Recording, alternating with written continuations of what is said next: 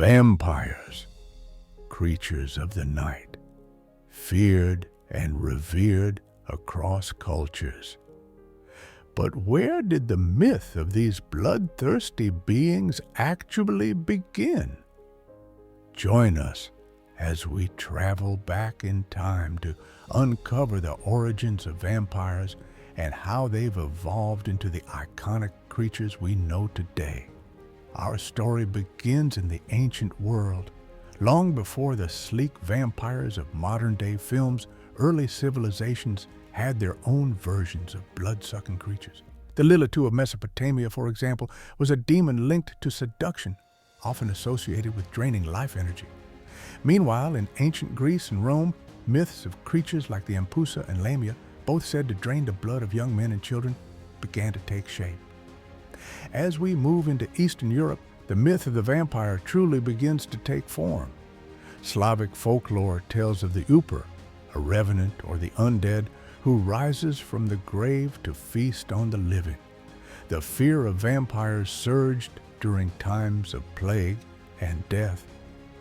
People believed that disease came from the grave, and when bodies were exhumed, strange sights like bloating and blood around the mouth only fueled their worst fears. Fast forward to the 19th century, and vampires made their way into literature.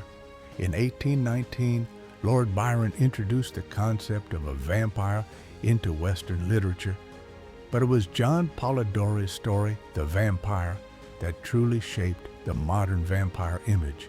And then, in 1897, Bram Stoker's Dracula cemented the vampire's place in history, giving us Count Dracula, an immortal, bloodthirsty creature with an aristocratic charm. From there, vampires found their way into the mainstream, becoming central figures in horror, fantasy, and even romance. Whether it's the tragic vampire of Anne Rice's Asterisk Interview with the Vampire, the heartthrob vampire of Twilight, or the terrifying, blood-curdling monsters of modern horror films, vampires have evolved with each generation, reflecting our deepest fears and desires.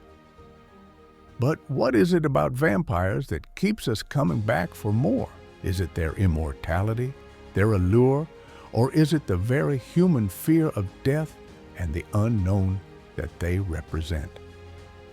Let us know your thoughts in the comments below, and don't forget to like, share, and subscribe for more deep dives into history and myth.